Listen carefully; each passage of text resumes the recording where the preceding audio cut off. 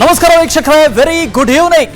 ನಾನು ವಾಸುದೇವ್ ಮಾರ್ನಾಡ್. ವೇವ್ ಪಾಯಿಂಟ್ನಲ್ಲಿ ಈಗಾಗಲೇ ಲೋಕಸಭೆ ಚುನಾವಣೆಗೆ ದಿನಾಂಕ ಘೋಷಣೆ ಆಗಿದೆ. ಅದರ ಜೊತೆಗೆ ರಾಜ್ಯದಲ್ಲಿ ಎಲ್ಲಾ ಪೊಲಿಟಿಕಲ್ ಪಾರ್ಟೀಸ್, ಎಲ್ಲಾ ರಾಜಕೀಯ ಪಕ್ಷಗಳು ಯಾರನ್ನ ಅಭ್ಯರ್ಥಿಯಾಗಿ ಇಳಿಸಬೇಕು, ಯಾವ್ಯಾವ ಕ್ಷೇತ್ರಗಳಿಗೆ ಯಾರು ವಿನ್ನೆಬಲ್ ಕ್ಯಾಂಡಿಡೇಟ್ ಆಗಬಹುದು, ಅವರನ್ನ ಆಯ್ಕೆ ಮಾಡುವ, ಹೆಕ್ಕಿ ತೆಗೆಯುವ, ಅಲ್ಲಲ್ಲಿಗೆ ಅವರನ್ನ ಅಭ್ಯರ್ಥಿಯಾಗಿ ಘೋಷಣೆ ಮಾಡುವ ತಂತ್ರಗಾರಿಕೆಯಲ್ಲಿ ಮುಳುಗಿದ್ದಾರೆ. ಇದೆಲ್ಲ ಸಹಜ ಅಂತ ನಾವು ಹೇಳ್ಬೋದು. ಹೌದು, ಚುನಾವಣೆ ಆಗ್ತಾ ಇದೆ, ಚುನಾವಣೆ ಬರ್ತಾ ಇದೆ, ಆಗ ಅಭ್ಯರ್ಥಿಗಳನ್ನ ಆಯ್ಕೆ ಮಾಡಲೇಬೇಕು. ಒಂದಷ್ಟು ಗೊಂದಲಗಳು ಆಗೇ ಆಗ್ತವೆ. ಜೊತೆಗೆ ರಾಜಕೀಯ ಪಕ್ಷ ಅಂತ ಹೇಳಿದ ತಕ್ಷಣ ಅಲ್ಲಿ ಗೊಂದಲಗಳು ಇರೋದೇ ಇಲ್ಲ ಅಂತ ಹೇಳೋದಕ್ಕೂ ಬರೋದಿಲ್ಲ, ಗೊಂದಲ ಇದ್ದೇ ಇರುತ್ತೆ. ಆದರೆ ಆ ಗೊಂದಲ ಚುನಾವಣೆಯಲ್ಲಿ ಒಬ್ಬ ಅಭ್ಯರ್ಥಿಯನ್ನ, ಒಬ್ಬ ಪಕ್ಷವನ್ನ ಸೋಲಿಸುವ ಹಂತಕ್ಕೆ ಹೋಗಬಾರದು ಅಂತ ಯಾಕಿದನ್ನೆಲ್ಲ ಹೇಳ್ತಾ ಇದ್ದೀವಿ. ಇನ್ನೂ ಚುನಾವಣೆಯ ದಿನಾಂಕ ಘೋಷಣೆ ಆದ್ರೂ ರಾಜ್ಯದಲ್ಲಿ ಎರಡೂ ಪಕ್ಷಗಳಲ್ಲಿ, ಎರಡೂ ಯಾಕೆಂದ್ರೆ ಒಂದು ಪಕ್ಷದಲ್ಲಿ ಮೈತ್ರಿ ಆಗಿದೆ, ಆ ಹಿನ್ನೆಲೆಯಲ್ಲಿ ಹೇಳದೆ ಆಯ್ತು, ಮೂರು ಪಕ್ಷ ಅಂತಲೇ ತಗೊಳ್ಳೋಣ. ಆ ಮೂರು ಪಕ್ಷದಲ್ಲೂ ಲೋಕಸಭೆಗೆ ಅಭ್ಯರ್ಥಿಗಳನ್ನ ಗುರುತಿಸುವಲ್ಲಿ, ಗೊತ್ತುಪಡಿಸುವಲ್ಲಿ ಇನ್ನೂ ಒಂದಷ್ಟು ಗೊಂದಲಗಳು ಏರ್ಪಡ್ತಾನೆ ಇದೆ. ಅದರಲ್ಲೂ ಪ್ರಮುಖವಾಗಿ ಒಂದಷ್ಟು ಕ್ಷೇತ್ರಗಳಲ್ಲೇ ಆ ಅಭ್ಯರ್ಥಿಗಳ ಆಯ್ಕೆಯಲ್ಲಿ ಗೊಂದಲ ಏರ್ಪಟ್ಟಿದೆ. ಈ ಗೊಂದಲಕ್ಕೆ ಕಾರಣಗಳು ಏನು, ಯಾವಾಗ ಈ ಗೊಂದಲದ ನಿವಾರಣೆ ಆಗತ್ತೆ, ಯಾರನ್ನ ಅಭ್ಯರ್ಥಿಯನ್ನಾಗಿ ಆಯ್ಕೆ ಮಾಡ್ತಾರೆ, ಇದೆಲ್ಲದರ ಬಗ್ಗೆ ನಾವಿವತ್ತು ಚರ್ಚೆ ಮಾಡ್ತಾ ಹೋಗ್ತೀವಿ. ಇವತ್ತಿನ ವ್ಯೂ ಪಾಯಿಂಟ್ನಲ್ಲಿ ನನ್ನನ್ನು ಜಾಯಿನ್ ಆಗ್ತಾ ಇದ್ದಾರೆ ಮಾರುತಿ ಪಾವಗಡ ಅವರು, ಪೊಲಿಟಿಕಲ್ ಬ್ಯೂರೋ ಹೆಡ್. ಸರ್ ನಮಸ್ತೆ, ಸ್ವಾಗತ ತಮಗೆ. ಇನ್ನು ಅಬ್ದುಲ್ ಮುನೀರ್ ಅವರು ಇದ್ದಾರೆ, ಕಾಂಗ್ರೆಸ್ನ ವಕ್ತಾರರು. ಸರ್ ನಮಸ್ತೆ, ಸ್ವಾಗತ ತಮಗೆ. ಇನ್ನು ಕಾಂತಿ ಶೆಟ್ಟರ್ ಇದ್ದಾರೆ, ಬಿಜೆಪಿ ವಕ್ತಾರರು. ಮೇಡಮ್ ನಮಸ್ತೆ, ಸ್ವಾಗತ ತಮಗೆ. ವೀರಣ್ಣ ಅವರು ಇದ್ದಾರೆ, ಜೆಡಿಎಸ್ನ ವಕ್ತಾರರು. ಸರ್ ನಮಸ್ತೆ, ಸ್ವಾಗತ. ಇನ್ನು ಅಶೋಕ್ ಚಂದ್ರಗಿ ಅವರು, ಹಿರಿಯ ಪತ್ರಕರ್ತರು, ಬೆಳಗಾವಿಯಿಂದ ನನ್ನ ಜೊತೆ ಲೈವ್ನಲ್ಲಿ ಜಾಯಿನ್ ಆಗ್ತಾರೆ. ಸರ್ ನಮಸ್ತೆ, ಸ್ವಾಗತ ತಮಗೂ ಕೂಡ. ಲೋಕಸಮರದ ಹೊತ್ತಲ್ಲೇ ಕೈ ಕಮಲಕ್ಕೆ ಟಿಕೆಟ್ನ ಟೆನ್ಷನ್ ಶುರುವಾಗಿದೆ. ಗೆಲ್ಲುವ ಅಭ್ಯರ್ಥಿಗಳನ್ನ ಆಯ್ಕೆ ಮಾಡೋದೇ ಫುಲ್ ಚಾಲೆಂಜ್ ಆಗಿದೆ ಎರಡೂ ಪಕ್ಷಗಳಿಗೆ. ಅಭ್ಯರ್ಥಿಗಳ ಎರಡನೇ ಪಟ್ಟಿ ರಿಲೀಸ್ಗೆ ಈಗ ರಾಜ್ಯ ಕಾಂಗ್ರೆಸ್ ರೆಡಿ ಆಗಿದೆ. ಅಳೆದು ತೂಗಿ 17 ಕ್ಷೇತ್ರಗಳಿಗೆ ಕಾಂಗ್ರೆಸ್ ಅಭ್ಯರ್ಥಿಗಳನ್ನು ಫೈನಲ್ ಆಗಿದ್ದಾರೆ ಅಂತ ಹೇಳಲಾಗ್ತಾ ಇದೆ. ಗೊತ್ತಿಲ್ಲ, ಫೈನಲ್ ಆಗಿದೆ ಅಂತ ಹೇಳಿದ್ದಾರೆ. ಬಟ್ ಆ ಅಂತಿಮ ಮುದ್ರೆ, ಅಂತಿಮ ಮೊಹರು ಬೀಳುವವರೆಗೆ ಫೈನಲ್ಲೇ ಅಂತ ಹೇಳುವಾಗಿಲ್ಲ. ಯಾಕಂದ್ರೆ ಇದು ರಾಜಕಾರಣ. ಕಾಂಗ್ರೆಸ್ ನಾಯಕರಿಗೆ ಟೆನ್ಷನ್ ತಂದಿದೆ ಆ 4 ಕ್ಷೇತ್ರಗಳು. 17 ಕ್ಷೇತ್ರಗಳು ಫೈನಲ್ ಅಂತ ಹೇಳ್ತಾ ಇದ್ದಾರೆ. ಆದರೆ ಆ 4 ಕ್ಷೇತ್ರಗಳು ಮಾತ್ರ ಬಹಳ ಟೆನ್ಷನ್ ಅಲ್ಲಿದೆ ಅಂತ. ಆ 4 ಕ್ಷೇತ್ರ ಯಾವುದು? ಚಿಕ್ಕಬಳ್ಳಾಪುರ, ಕೋಲಾರ, ಚಾಮರಾಜನಗರ, ಬಳ್ಳಾರಿ. ಈ 4 ಕ್ಷೇತ್ರಗಳು ಕಾಂಗ್ರೆಸ್ ನಾಯಕರಿಗೆ ಫುಲ್ ಟೆನ್ಷನ್ ಆಗಿದೆ. ಯಾರನ್ನ ಅಭ್ಯರ್ಥಿಯನ್ನಾಗಿ ಮಾಡೋದು, ಯಾರನ್ನ ಕಣಕ್ಕಿಳಿಸೋದು, ಗೆಲ್ತಾರೋ ಇಲ್ವೋ, ಗೆದ್ದರೂ ಓಕೆ, ಸೋತ್ರೆ ಆಮೇಲೇನು, ಈ ತರದ ಪ್ರಶ್ನೆಗಳಿದಾವೆ. ಇದು ಕಾಂಗ್ರೆಸ್ನ ಸ್ಥಿತಿ. ಆದರೆ ಬಿಜೆಪಿ ಇದರಿಂದ ಹೊರತಾಗಿದೆಯಾ? ಇಲ್ಲ. ಈಗಾಗಲೇ ಜೆಡಿಎಸ್ನ ಜೊತೆಗೆ ಮೈತ್ರಿ ಮಾಡಿಕೊಂಡಿದೆ. ಮೈತ್ರಿಯ ಮಾತುಕತೆಗಳು ಇನ್ನೂ ನಡೀತಾ ಇದೆ. ಮೈತ್ರಿಗೆ ಎಷ್ಟು ಸ್ಥಾನಗಳನ್ನು ಬಿಟ್ಟುಕೊಡಬೇಕು ಅದರ ಬಗ್ಗೆನೂ ಚರ್ಚೆ ಆಗ್ತಾ ಇದೆ. ಹಾಗಾಗಿ ಬಿಜೆಪಿಗೂ ಆ 5 ಕ್ಷೇತ್ರಗಳಲ್ಲಿ ಅಭ್ಯರ್ಥಿಗಳ ಆಯ್ಕೆ ಟೆನ್ಷನ್ ತಂದಿದೆ. ಚಿಕ್ಕಬಳ್ಳಾಪುರ, ಉತ್ತರ ಕನ್ನಡ, ಚಿತ್ರದುರ್ಗ, ರಾಯಚೂರು, ಬೆಳಗಾವಿ, ಈ 5 ಲೋಕಸಭಾ ಕ್ಷೇತ್ರಗಳು ಬಿಜೆಪಿಗೂ ಟೆನ್ಷನ್. 5 ಕ್ಷೇತ್ರಗಳು ಕಾಂಗ್ರೆಸ್ಗೆ ಟೆನ್ಷನ್ನು, ಮಿಕ್ಕ 5 ಕ್ಷೇತ್ರಗಳು ಜೆಡಿಎಸ್ಗೂ ಟೆನ್ಷನ್. ಬೆಳಗಾವಿ ಲೋಕಸಭಾ ಕ್ಷೇತ್ರದ ಟಿಕೆಟ್ ಯಾರು ಕೊಡಬೇಕು ಅಂತ ಒಂದು ಟೆನ್ಷನ್ನು, ಚಿಕ್ಕಬಳ್ಳಾಪುರ ಕ್ಷೇತ್ರದಲ್ಲಿ ಯಾರನ್ನು ಇಳಿಸಬೇಕು ಅಂತ ಟೆನ್ಷನ್ನು, ಉತ್ತರ ಕನ್ನಡ, ಚಿತ್ರದುರ್ಗ, ರಾಯಚೂರು, ಹೀಗೆ 5 ಕ್ಷೇತ್ರಗಳಲ್ಲಿ ಯಾರನ್ನ ಇಳಿಸಬೇಕು, ಯಾರಿಗೆ ಟಿಕೆಟ್ ಕೊಡಬೇಕು, ಈ ಥರದ ಟೆನ್ಷನ್ ಬಿಜೆಪಿಯಲ್ಲೂ ಇದೆ, ಕಾಂಗ್ರೆಸ್ನಲ್ಲೂ ಇದೆ. ನಾನಾಗಲೇ ಹೇಳಿದೆ, ಈಗಾಗಲೇ ದಿನಾಂಕ ನಿಗದಿ ಆಗಿದೆ. ಮೊದಲನೇ ಪಟ್ಟಿ, ಎರಡನೇ ಪಟ್ಟಿ, ಮೂರನೇ ಪಟ್ಟಿ, ಹೀಗೆ ಪಟ್ಟಿ ಅಂತ ಹೇಳ್ತಾ ಇದ್ದಾರೆ. ಬಿಟ್ರೆ ಇನ್ನೂ ಕೂಡ ಪಟ್ಟಿಯಲ್ಲಿ ಯಾರಿಗೆ ಕನ್ಫರ್ಮ್ ಅಂತ ಹೇಳಲಾಗ್ತಾ ಇಲ್ಲ. ನೋಡಿ, ಇದು ಬಿಜೆಪಿಗೆ ಟೆನ್ಷನ್ ತರಿಸಿರುವ ಕ್ಷೇತ್ರಗಳನ್ನು ನಿಮ್ಗೆ ಹೇಳ್ತಾ ಹೋಗ್ತೀನಿ. ಒಂದು ಚಿಕ್ಕಬಳ್ಳಾಪುರ. ಈ ಚಿಕ್ಕಬಳ್ಳಾಪುರದಲ್ಲಿ ಮಾಜಿ ಸಚಿವರು ಡಾಕ್ಟರ್ ಕೆ ಸುಧಾಕರ್, ಇವರಿಗೆ ಟಿಕೆಟ್ ಕೊಡಬೇಕು ಅಂತ ಒಂದು ವರ್ಗ, ಇವರು ಆಕಾಂಕ್ಷಿ ಇದ್ದಾರೆ. ಅದರ ಜೊತೆಗೆ ಅಲೋಕ್ ವಿಶ್ವನಾಥ್ ಅವರ ಮಗ, ಅವರು ಟಿಕೆಟ್ ಕೊಡಬೇಕು ಅಂತ ಅವರು ಕೇಳ್ತಾ ಇದ್ದಾರೆ. ಜಿದ್ದಿನ ಸ್ಪರ್ಧೆಯಲ್ಲಿ. ಹಾಗಾಗಿ ಯಾರಿಗೆ ಟಿಕೆಟ್ ಅಂತ ಗೊತ್ತಿಲ್ಲ.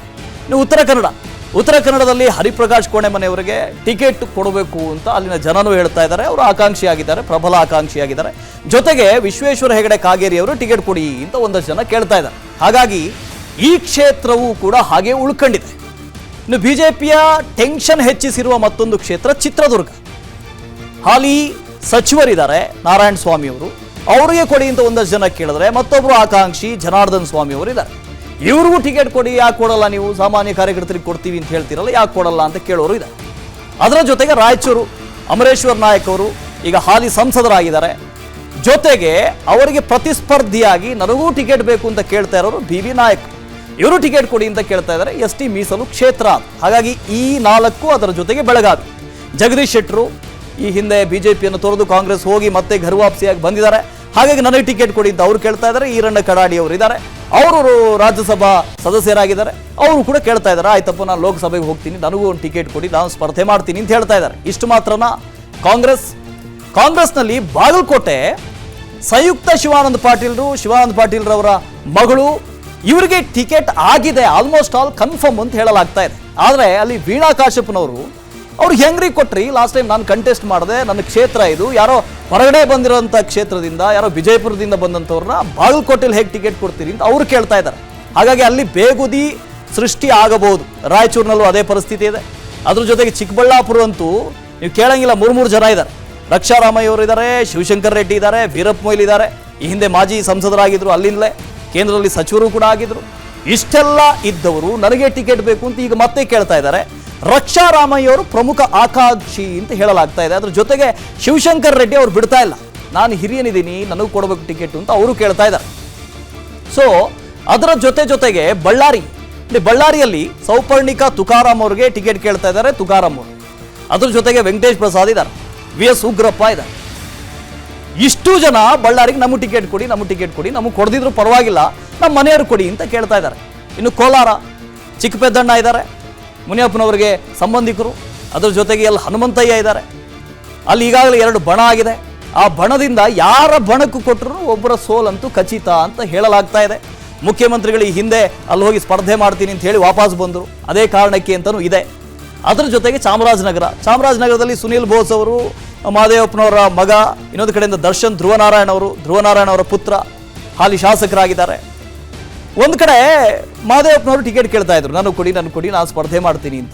ಅದಾದ್ಮೇಲೆ ಯಾಕೋ ಗೊತ್ತಿಲ್ಲ, ಮಹದೇವಪ್ಪನವ್ರಿಗೆ ಮನಸ್ಸು ಚೇಂಜ್ ಆಯಿತು ಅಂತ ಅನ್ಸುತ್ತೆ, ನನಗೆ ಬೇಡ, ನನ್ನ ಮಗನ ಕೊಡಿ ಅಂತ ಕೇಳಿದ್ರು. ಹಾಗಾಗಿ ಈ ಚಾಮರಾಜನಗರಕ್ಕೆ ಯಾರಿಗೆ ಟಿಕೆಟ್ ಕೊಡಬೇಕು ಅನ್ನೋದು ಕೂಡ ಬಹಳ ದೊಡ್ಡ ಪ್ರಶ್ನೆ ಆಗಿದೆ. ಹಾಗಾಗಿ ಮೊದಲನೇ ಪಟ್ಟಿ ಬಂತು, 2ನೇ ಪಟ್ಟಿ ಬಂತು, 2 ಪಕ್ಷಗಳಿಂದಲೂ ಬಂತು. ಈ 2ನೇ ಪಟ್ಟಿ ರೆಡಿ ಆಗಿದೆ. ಕಾಂಗ್ರೆಸ್ನಿಂದ 17 ಜನ ಆಯ್ಕೆ ಆಗೇ ಆಗ್ತಾರೆ, ಇವರೇ ಅಭ್ಯರ್ಥಿ ಅಂತಲೂ ಇದೆ. ಆದ್ರೂ ಅದರ ಮೇಲೆ ಈಗ 17 ಜನರ 2ನೇ ಪಟ್ಟಿ ರಿಲೀಸ್ ಆದರೆ ಅದರಲ್ಲಿ ಅತೃಪ್ತಿ ಅನ್ನೋದು ಬಂದೇ ಬರುತ್ತೆ. ಅದರ ಮೇಲೆ 5 ಕ್ಷೇತ್ರಗಳನ್ನು ಆಯ್ಕೆ ಮಾಡಬೇಕು, ಅದರಲ್ಲೂ ಟೆನ್ಷನ್ ಇದೆ, ಅತೃಪ್ತಿ ಇದೆ. ಯಾಕಿದು, ಯಾವ್ಯಾವ ಕ್ಷೇತ್ರದಲ್ಲಿ ಟೆನ್ಷನ್ನು, ಇನ್ನೆಲ್ಲವನ್ನ ಮಾತಾಡ್ತೀನಿ ನಾನು. ಮಾಡ್ತೀವಿ ಸರ್, ನಾವು ಮೊದಲನೇ ಪಟ್ಟಿ ಬಂದಾಗಲೂ ಹೇಳಿದ್ವಿ, ಪಟ್ಟಿ ರಿಲೀಸ್ ಮಾಡೋದು ಒಂದು, ರಿಲೀಸ್ ಆದಮೇಲಿರೋ ರಾಜಕಾರಣ ಇದೆಯಲ್ಲ ಅದು ಇನ್ನೊಂದು ಅಂತ. ಈಗ ಕಾಂಗ್ರೆಸ್ನಿಂದಲೂ 2ನೇ ಪಟ್ಟಿ ರೆಡಿ ಆಗಿದೆ ಅಂತ ಹೇಳ್ತಾರೆ, 17 ಅಂತ ಹೇಳ್ತಿದ್ದಾರೆ, ಗೊತ್ತಿಲ್ಲ ಅದು ಫಿಕ್ಸೋ ಅಲ್ವೋ ಗೊತ್ತಿಲ್ಲ. ಆ 17 ರಿಲೀಸ್ ಆದ ನಂತರ ಅದರಲ್ಲೊಂದಷ್ಟು ರಾಜಕಾರಣ ಆಗುತ್ತೆ. ಜೊತೆಗೆ ಉಳ್ಕೊಂಡಿರೋ 5 ಅದನ್ನು ಕೂಡ ಅವರು ರಿಲೀಸ್ ಮಾಡಬೇಕು. ಏನಾಗ್ತಾ ಇದೆ ಅಂತ ಕಾಂಗ್ರೆಸ್ನಲ್ಲಿ, BJPದ ಆಮೇಲೆ ಮಾತಾಡೋಣ. ಇಲ್ಲ, ಕಾಂಗ್ರೆಸ್ಸಲ್ಲಿ ನಿನ್ನೆ ಮತ್ತು ಮೊನ್ನೆ ನಡೆದಂತಹ ಸಭೆಯಲ್ಲಿ ಬಹುತೇಕ 17 ಅಭ್ಯರ್ಥಿಗಳ ಪಟ್ಟಿನೂ ಕೂಡ ಅಂತಿಮ ಆಗಿದೆ. ಇದನ್ನು ಕಾಂಗ್ರೆಸ್ನ ವಕ್ತಾರರು ಕೂಡ ಒಪ್ಪಬಹುದು. ಆದರೆ ಈ ಬಾರಿ ಕಾಂಗ್ರೆಸ್ಸಲ್ಲಿ ಈಗೇನು ಹೆಸರುಗಳು ಚರ್ಚೆ ಆಗ್ತಿದ್ವೆ, ಬಹುತೇಕ ಅದು ಅಂತಿಮ ಆದಂತ ಕಾಣಿಸ್ತಾ ಇದೆ. ಯಾಕಂತ ಹೇಳಿದ್ರೆ ಬೆಳಗ್ಗೆಯಿಂದಲೂ ಕೂಡ ಬಹುತೇಕ ಅಭ್ಯರ್ಥಿಗಳು ಬಂದು DK ಶಿವಕುಮಾರ್ ಅವರನ್ನು ಭೇಟಿ ಮಾಡಿದ್ದಾರೆ, ಅದೇ ರೀತಿ ಸಿದ್ದರಾಮಯ್ಯ ಅವರನ್ನು ಕೂಡ ಭೇಟಿ ಮಾಡಿದ್ದಾರೆ. ಎಲ್ಲ ಫೋಟೋಗಳು ಕೂಡ ಹರಿದಾಡಿದ್ದಾವೆ. ಒಂದು ವೇಳೆ ಅವರು ಅಭ್ಯರ್ಥಿ ಅಂತಿಮ ಆಗದೇ ಇದ್ದಿದ್ರೆ ಅವರೆಲ್ಲ ಬಂದು ಇಡೀ ಕುಟುಂಬ ಸಮೇತ, ಖಂಡ್ರೆ ಅವರು ಹೋದರು, ಲಕ್ಷ್ಮೀ ಹೆಬ್ಬಾಳ್ಕರ್ ಅವರು ಹೋದರು, ಮಹದೇವಪ್ಪ ಟೀಮ್ ಹೋಯಿತು, ಅದೇ ರೀತಿ ಬೇರೆಯವರು ಕೂಡ ಹೋಗಿ ಬರ್ತಿದ್ದಾರೆ. ಬಹುತೇಕ 17 ಅಭ್ಯರ್ಥಿಗಳ ಪಟ್ಟಿ ಅಂತೂ ಅಂತಿಮ ಆಗಿದೆ. ಇದರಲ್ಲೇ ನೋ ಡೌಟ್ ಅಟ್ ಆಲ್ ಈಗಾಗಲೇ 7 ಅಭ್ಯರ್ಥಿಗಳ ಪಟ್ಟಿ ಬಿಡುಗಡೆ ಆಗಿದೆ. ಆದರೆ ನನಗೆ ಈ ಬಾರಿ ಕಾಂಗ್ರೆಸ್ಸಲ್ಲಿ ಕಾಡ್ತಿರೋದು ಏನಂತ ಹೇಳಿದ್ರೆ, ಹೊಸ ಮುಖಗಳಿಗೆ ಒಂದು ರೀತಿ ಮಣೆ ಹಾಕಿದ್ದಾರೆ, ಅದರಲ್ಲಿ ಯಾವುದೋ ಡೌಟ್ ಇಲ್ಲ. ಆದರೆ ನೀವು ಟಿಕೆಟ್ ಕೊಡುವಂಥ ಒಂದು ಸಂದರ್ಭದಲ್ಲಿ ಈಗ ಈ ಚುನಾವಣೆ ಕೇವಲ ಇವತ್ತು ಇನ್ನು 1 ತಿಂಗಳು ನಡೆಯೋ ಚುನಾವಣೆ ಅಲ್ಲ. 2019ರಲ್ಲಿ ಕರೋನಾ ಬಂದ ಬಳಿಕ, ಸಮ್ಮಿಶ್ರ ಸರ್ಕಾರ ಪತನ ಆದ ಬಳಿಕ ಮುಂದೆ ಕಾಂಗ್ರೆಸ್ಸೇ ಅಧಿಕಾರಕ್ಕೆ ಬರಬೇಕು ಅನ್ನುವಂಥ ಒಂದು ರೀತಿಯಲ್ಲಿ ಕಾಂಗ್ರೆಸ್ ಅವರು ಪ್ಲಾನ್ ಮಾಡಿಕೊಂಡ್ರು. ಅದೇ ರೀತಿ ವಿಧಾನಸಭಾ ಚುನಾವಣೆಯಲ್ಲಿ ಇವರು ಅಧಿಕಾರಕ್ಕೂ ಕೂಡ ಬಂದರು. ಅವತ್ತಿನಿಂದ ಕೆಲಸ ಮಾಡಿದ್ರು. ಕರೋನಾ ಅಂತ ಬಂತಲ್ಲ, ಅದು 3 ಪಕ್ಷಗಳು ಕೂಡ ಒಂದು ಟಾಸ್ಕ್ ಆಗಿತ್ತು. ಯಾವ ರಾಜಕಾರಣಿ ಕರೋನಾದಲ್ಲಿ ಕೆಲಸ ಮಾಡಿದನೋ ಅಂಥವರನ್ನ ಒಪ್ಕೊಳ್ಳುವಂತಹ ಒಂದು ಸಂದರ್ಭ ಈಗಿರುವಂಥದ್ದು. ಹಾಗಾಗಿ ಬಹಳಷ್ಟು ಜನರು ಆಕಾಂಕ್ಷಿಗಳು ಏನು ಮಾಡಿದ್ರು, ಕರೋನಾದಲ್ಲಿ ನಾವು ಫೇಸ್ ಆಗಬೇಕು, ನಮ್ಮ ಸಮಸ್ಯೆಗೆ ಸ್ಪಂದಿಸಿದ್ರು ಅಂತ ರೀತಿಯಲ್ಲಿ ಅವತ್ತಿಂದನೂ ಕೂಡ ಕೆಲಸ ಮಾಡ್ಕೊಂಡು ಬಂದಿದೆ. ಆದರೆ ಕಾಂಗ್ರೆಸ್ ಅಲ್ಲಿ ಇವತ್ತು 17 ಹೆಸರುಗಳು ಏನು ಚರ್ಚೆ ಆಗ್ತಿವೆ, ಅದರಲ್ಲಿ ಬಹುತೇಕ ಸಮಸ್ಯೆ ಕಾಡ್ತಿರೋದೇನಿಲ್ಲ ಅಂದರೆ, ಕುಟುಂಬ ರಾಜಕಾರಣ ಎದ್ದು ಕಾಣಿಸ್ತಾ ಇದೆ. ನಾನು ಬೇರೆ ಪಕ್ಷದಲ್ಲಿ ಇಲ್ಲ ಅಂತಲ್ಲ, ಬೇರೆ ಪಕ್ಷದಲ್ಲೂ ಇದೆ, ನೇರವಾಗಿ ಬಿಜೆಪಿಯಲ್ಲಿ ಇಲ್ಲ ಅಂತ ಹೇಳೋದು, ಬಿಜೆಪಿಯಲ್ಲೂ ಇದೆ. ಆದರೆ ಕಾಂಗ್ರೆಸ್ ಅಲ್ಲಿ ಬಹಳಷ್ಟು ಆಕಾಂಕ್ಷಿಗಳಿದ್ರು, ಆಕಾಂಕ್ಷಿಗಳನ್ನ ಪಕ್ಕಕ್ಕಿಟ್ರು. ಆದರೆ ಯಾರು ಸಚಿವರು ಇರ್ತಾರೋ ಸಚಿವರು ಮಕ್ಕಳನ್ನ, ಸಚಿವರನ್ನ ಸೂಚಿಸಿದಂಥವ್ರನ್ನ ನೀವು ಹಿಂಗೆ ಮಾಡ್ಕೊಂಡೋದ್ರೆ ಹಾಗಾದ್ರೆ ಸಾಮಾನ್ಯ ಕಾರ್ಯಕರ್ತನ ಪಾಡೇನು ಅನ್ನುವಂಥ ಒಂದು ಪ್ರಶ್ನೆ ಸಹಜವಾಗಿ ಬರುತ್ತೆ. ಪಟ್ಟಿ ಬಿಡುಗಡೆ ಆದ ತಕ್ಷಣ ನನ್ಗನ್ಸೋದು, ಈಗಾಗಲೇ ದೆಹಲಿಯಲ್ಲಿ ಪಾಪ ಕಣ್ಣೀರು ಕೂಡ ಹಾಕಿದ್ದಾರೆ ಬಹಳಷ್ಟು ಜನ ಆಕಾಂಕ್ಷಿಗಳು. ಈ ಪಟ್ಟಿ ಬಿಡುಗಡೆ ಆದ ತಕ್ಷಣ ಅದಕ್ಕೋಸ್ಕರವೇ ನನ್ಗನ್ಸುತ್ತೆ ಎಲ್ಲರನ್ನ ಸಮಾಧಾನ ಮಾಡಿ ಪಟ್ಟಿ ಬಿಡುಗಡೆ ಮಾಡೋಣ ಅನ್ನುವಂತಹ ಒಂದು ನಿರ್ಧಾರಕ್ಕೆ ಬಂದಂತೆ ಕಾಣಿಸ್ತಾ ಇದೆ. ಆ ಟಾಸ್ಕ್ ಅನ್ನ ಡಿ.ಕೆ. ಶಿವಕುಮಾರ್ ಮತ್ತೆ ಸಿದ್ದರಾಮಯ್ಯ ಅವರು ಕೊಟ್ಟಂತೆ ಕಾಣಿಸ್ತಾ ಇದೆ. ಹೀಗಾಗಿ ಪಟ್ಟಿ ರೆಡಿ ಇದ್ರೂ ಕೂಡ ನೋಡ್ಕೊಂಡು ಬಿಡೋಣ ಅನ್ನುವಂತಹ ಒಂದು ರೀತಿಯಲ್ಲಿ ಯೋಚನೆ ಮಾಡ್ತಾ ಇದ್ದಾರೆ. ಬಹುತೇಕ ಇವತ್ತು ರಾತ್ರಿ ಒಳಗಡೆ ಪಟ್ಟಿ ಬಿಡುಗಡೆ ಆಗುತ್ತೆ. ಈಗ ನೀವು ಪರಿವಾರವಾದ ಅಂತ ಮತ್ತೊಮ್ಮೆ ತಗೊಂಡ್ರಿ, ಕುಟುಂಬದವರಿಗೆಲ್ಲ ಕೊಟ್ಟಿದ್ರಿ ಅಂತ ಹೇಳಿದ್ರಿ. ಆ ಕುಟುಂಬದವರಿಗೆ ಕೊಟ್ಟಂತವರಲ್ಲಿ ಸಾಮಾನ್ಯ ಕಾರ್ಯಕರ್ತರು ಇದ್ರ ಆಕಾಂಕ್ಷಿಗಳಾಗಿ ಪ್ರತಿ ಕ್ಷೇತ್ರದಲ್ಲೂ ಇದ್ರು ಸಾಮಾನ್ಯ ಕಾರ್ಯಕರ್ತರು. ಈಗ ಫಾರ್ ಎಕ್ಸಾಂಪಲ್ ನೀವು ತಗೊಳ್ಳೋದಾದ್ರೆ ಬಾಗಲಕೋಟೆ ತಗೊಳ್ಳೋಣ. ಬಾಗಲಕೋಟೆಯಲ್ಲಿ ಸಾಮಾನ್ಯ ಕಾರ್ಯಕರ್ತರು ಇಲ್ವೇ ಅಲ್ವಾ? ಆಯಿತು, ವೀಣಾ ಕಾಶ್ಯಪ್ನವ್ರು ಹೆಂಡತಿ, ಓಕೆ ಬಿಟ್ಬಿಡೋಣ. ಆನಂದ್ ನಮ್ಗೌಡ ಒಳ್ಳೆ ಫೇಸೇ ಅಲ್ವಾ, ನೀವು ಒಪ್ಪಿಸ್ಬೇಕಾಗಿತ್ತು. ಮತ್ತೆ ಯುವಕ ಇದ್ದಾರೆ, ಆನಂದ್ ನಮ್ಗೌಡ ಆಗ್ಬೋದು, ನಾಯಕ್ ಅಂತ ಇದ್ರೊಬ್ರು, ಬಹಳಷ್ಟು ಜನ ಅಲ್ಲಿದ್ರು. ಆಕಾಂಕ್ಷಿಗಳಿಲ್ಲ, ಕಾಂಗ್ರೆಸ್ಗೆ ಅಭ್ಯರ್ಥಿಗಳ ಕೊರತೆ ಇಲ್ಲ. ಆದ್ರೆ ಇವರು ಆಯ್ಕೆ ಮಾಡೋದ್ರಲ್ಲಿ ಎಲ್ಲೋ ಒಂದ್ ಕಡೆ ಎಡುತ್ತಾ ಇದ್ದಾರೆ. ನೀವು ಸಂಯುಕ್ತ ಪಾಟೀಲ್ರನ್ನ ಸಚಿವರ ಮಗಳು ಇಲ್ಲ, ಇಲ್ಲಿ ಏನೋ ಸಮಸ್ಯೆ ಆಗಿ ಕಾಶ್ಯಪ್ಪನವರ ಹೆಂಡತಿಗೋ ಇಲ್ಲ ಆನಂದ್ ನ್ಯಾಮಗೌಡರಿಗೋ ಬೇಡ ಅನ್ನೋದಾದ್ರೆ, ಹಾಗಾದ್ರೆ ಬಾಗಲಕೋಟೆ ಜನ ಹಂಗಾದ್ರೆ ಅವರ ಅಭ್ಯರ್ಥಿಯನ್ನ, ಅವರ ಸಂಸದರನ್ನ ಆಯ್ಕೆ ಮಾಡ್ಕೊಳ್ಳುವಷ್ಟು ಶಕ್ತಿವಂತರು ಅಲ್ಲಿ ಕಾಂಗ್ರೆಸ್ ಅಲ್ಲಿ ಯಾರು ಇರ್ಲಿಲ್ವಾ? ಪಕ್ಕದ ಜಿಲ್ಲೆಯಿಂದ ತಂದು ಇಲ್ಲಿ ಅಭ್ಯರ್ಥಿ ಮಾಡುವಂತ ಅವಶ್ಯಕತೆ ಏನಿತ್ತು? ಇದು ಇನ್ಮೇಲೆ ಶುರುವಾಗುತ್ತಿವೆಲ್ಲ. ಯಾಕಂದ್ರೆ ಇಷ್ಟು ದಿನ ಮಾಡಿರುವಂತ ಒಂದು ರಾಜಕಾರಣ ಇದು ಕೇವಲ ಕಾಂಗ್ರೆಸ್ಗಷ್ಟೇ ನಾನು ಹೇಳ್ತಾ ಇಲ್ಲ, ಅದು ಬಿಜೆಪಿಗೂ ಆಗಿರ್ಬೋದು, JDS ನ 3 ಕ್ಷೇತ್ರಗಳಿಗೂ ಆಗಿರ್ಬೋದು. ನೀವು ಹೊರಗಡೆಯಿಂದ ತಂದು ಅಭ್ಯರ್ಥಿನ ಮಾಡಿದ್ರೆ ಅದರ ಪರಿಸ್ಥಿತಿ ಬೇರೆ ತರ ಇರುತ್ತೆ. ಹಾಗಂದ್ ಮಾತ್ರಕ್ಕೆ ರಾಹುಲ್ ಗಾಂಧಿನೋ ಮೋದಿ ಬಂದ್ರೆ ಅದನ್ನ ಅಕ್ಸೆಪ್ಟ್ ಮಾಡ್ತಾರೆ ಅಂದ್ರೆ ಅದು ಬೇರೆ.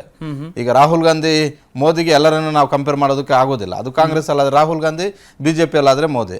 ಅವು ಎಲ್ಲ ಕಡೆನೂ ಕೂಡ ಒಪ್ಕೊಳ್ಬೇಕಾಗಿರುತ್ತೆ. ಹೈಕಮಾಂಡ್ ಮಟ್ಟದಲ್ಲಿ ಎಲ್ಲವೂ ಕೂಡ ಹೇಳಿ ಕಳಿಸ್ತಾರೆ. ಇಲ್ಲಿ ರಾಜ್ಯದಲ್ಲಿ ಏನಂತ ಹೇಳಿದ್ರೆ ಒಂದು ಜಿಲ್ಲೆ ಮತ್ತೊಂದು ಜಿಲ್ಲೆಗೆ ಹೋದಾಗ ಅದನ್ನ ಒಪ್ಕೊಳ್ತಾರೆ ಅನ್ನೋದು. ಇದು ಕಾಂಗ್ರೆಸ್ ಅಲ್ಲಿ ಯಾವ ರೀತಿ ಇದೆಯೋ ಬಿಜೆಪಿ ಎಲ್ಲ ಅದೇ ಇದೆ. ನಾನು ಬಿಜೆಪಿ ಮತ್ತೆ ಮಾತಾಡ್ತೀನಿ. ಓಕೆ ಮುನೀರ್ ಅವರೇ, ಆಗ್ಲೇ ಹೇಳಿದ ರೀತಿಯಲ್ಲೇ ನೋಡಿ, ಆಕಾಂಕ್ಷಿಗಳ ಕೊರತೆ ಇದೆ ಅಂತಲ್ಲ, 135 ಸ್ಥಾನಗಳನ್ನು ಗೆದ್ದು ಬಂದಿದ್ರಿ, ಭದ್ರವಾಗಿದೆ ಸರ್ಕಾರ. ಇಷ್ಟೆಲ್ಲ ಇದ್ದಾಗ ಅಭ್ಯರ್ಥಿಗಳ ಆಯ್ಕೆ ಅಷ್ಟು ದೊಡ್ಡದಾಗಿ ತಲೆ ಬಿಸಿ ತರಲ್ಲ ಅಂತ ಅಂದ್ಕೊಂಡಿದ್ವಿ. ಆದರೆ ಇಲ್ಲಿ ನೋಡಿದ್ರೆ ತಲೆ ಬಿಸಿ ರೀತಿಯಲ್ಲೇ ಇದೆ.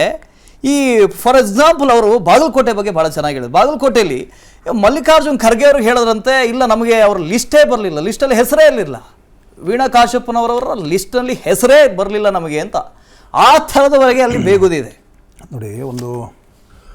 ಒಂದು ಅಭ್ಯರ್ಥಿಯನ್ನು ಆಯ್ಕೆ ಮಾಡಬೇಕಾದ್ರೆ ಹಲವಾರು ಮಾನದಂಡಗಳಿರ್ತವೆ. ಇವಾಗ ಬಾಗಲಕೋಟೆದ ನೀವು ಹೇಳೋ ಪ್ರಕಾರ ಇನ್ನೇನು ನಾವು ಅಭ್ಯರ್ಥಿಯ ಹೆಸರನ್ನು ಎಲ್ಲಿನೂ ಬಿಡುಗಡೆ ಮಾಡಲಿಲ್ಲ. ಸೊ ಆ ಲೀಸ್ಟ್ ಏನು ಪಟ್ಟಿ ಹೊರಗಡೆ ಬಂದಿದೆ ಅದರ ನಂತರ ನಾವು ಅಧಿಕೃತವಾಗಿ ಮಾತಾಡ್ಲಿಕ್ಕೆ ಸಾಧ್ಯ ಆಗುವಂಥದ್ದು.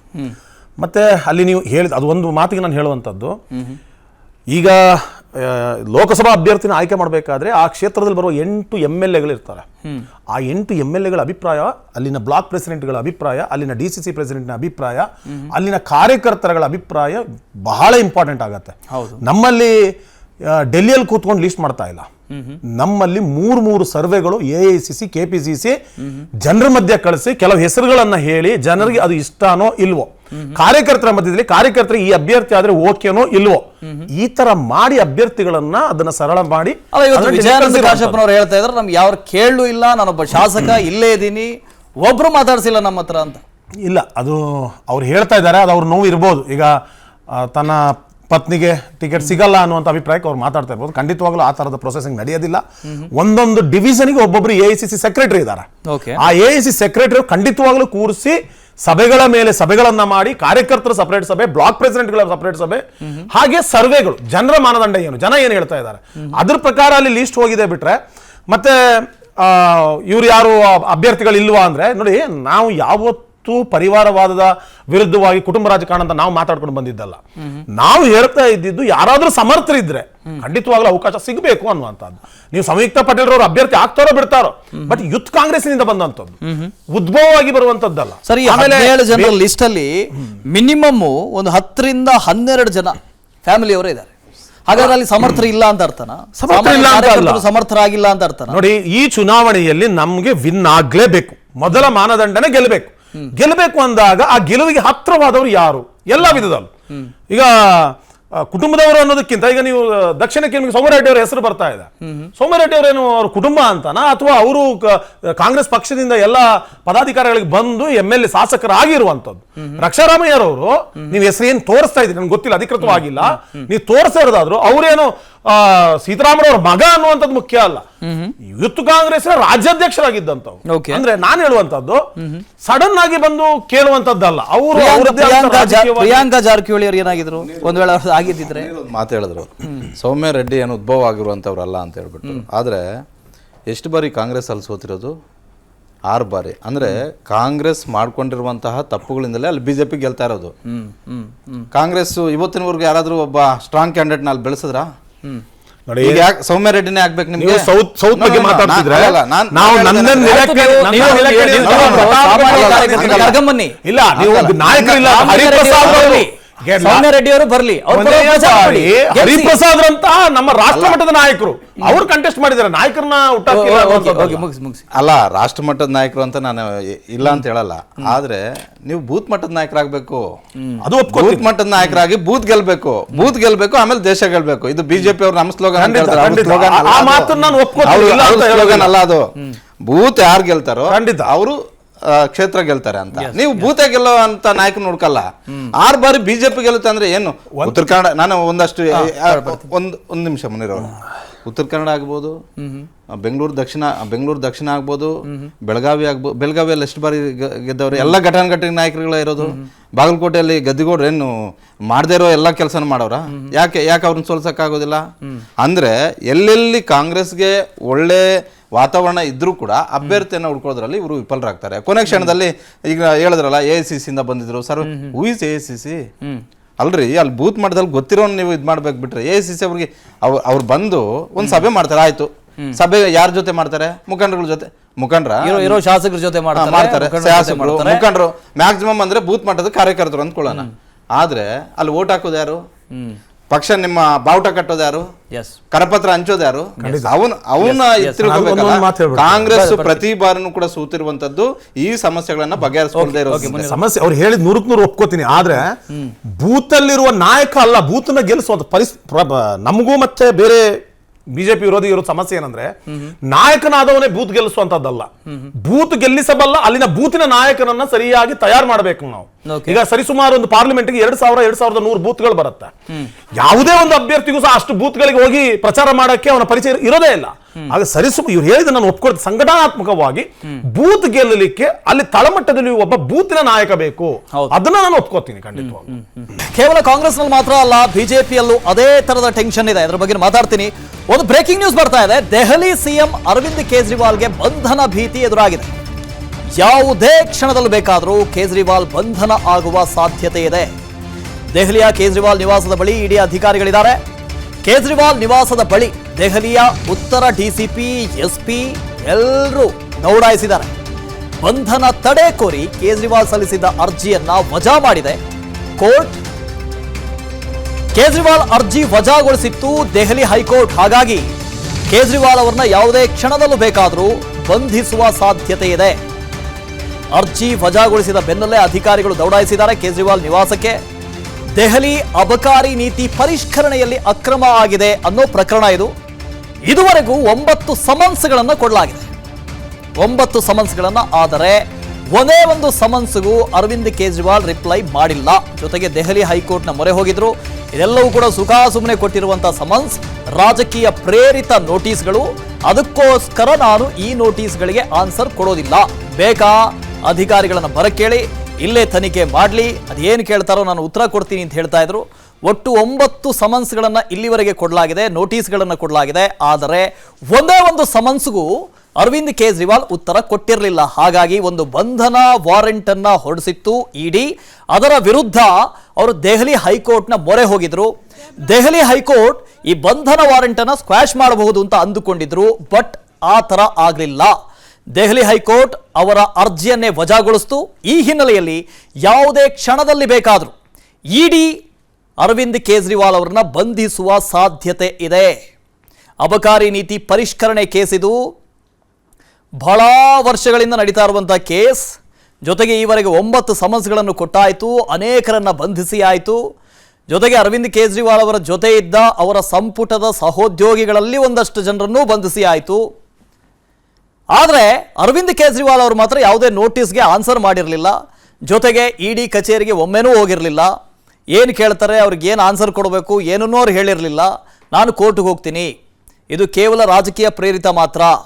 ಕೇಂದ್ರ ಸರ್ಕಾರ ಚುನಾವಣೆಯ ಸಂದರ್ಭದಲ್ಲಿ ನಮ್ಮ ಮೇಲೆ, ನಮ್ಮ ಸರ್ಕಾರದ ಮೇಲೆ ಗೂಬೆ ಕೂರಿಸೋ ಪ್ರಯತ್ನ ಮಾಡ್ತಾ ಇದೆ ಅಂತ ಹೇಳ್ತಾ ಇದ್ರು. ಹಾಗಾಗಿ ಯಾವುದೇ ಕ್ಷಣದಲ್ಲೂ ಬೇಕಾದರೂ ಬಂಧಿಸುವ ಸಾಧ್ಯತೆ ಇದೆ. ಇನ್ನು ಕರ್ನಾಟಕದಲ್ಲಿ ಆಪ್ ರಾಜ್ಯಾಧ್ಯಕ್ಷರು ಮುಖ್ಯಮಂತ್ರಿ ಚಂದ್ರು ಅವರು ನಮ್ಮ ಜೊತೆ ಫೋನದಲ್ಲಿ ಜಾಯ್ನ್ ಆಗ್ತಾ ಇದ್ದಾರೆ. ಸರ್ ನಮಸ್ತೆ. ಸರ್ ನಮಸ್ಕಾರ. ಸರ್ ಚಂದ್ರು ಸರ್, ಯಾವುದೇ ಕ್ಷಣದಲ್ಲೂ ಬೇಕಾದರೂ ದೆಹಲಿಯ ಮುಖ್ಯಮಂತ್ರಿ ಅರವಿಂದ್ ಕೇಜ್ರಿವಾಲ್ ಅವರನ್ನ ಬಂಧಿಸುವ ಸಾಧ್ಯತೆ ಇದೆ ಅಂತ ಬರ್ತಾ ಇದೆ. ಇಡಿ ಅಧಿಕಾರಿಗಳು ಈಗಾಗಲೇ ಕೇಜ್ರಿವಾಲ್ ಅವರ ಮನೆ ಬಾಗಿಲಲ್ಲಿ ನಿಂತಿದ್ದಾರೆ. ಏನಾಗ್ತಾ ಇದೆ ಸರ್ ಅಲ್ಲಿ?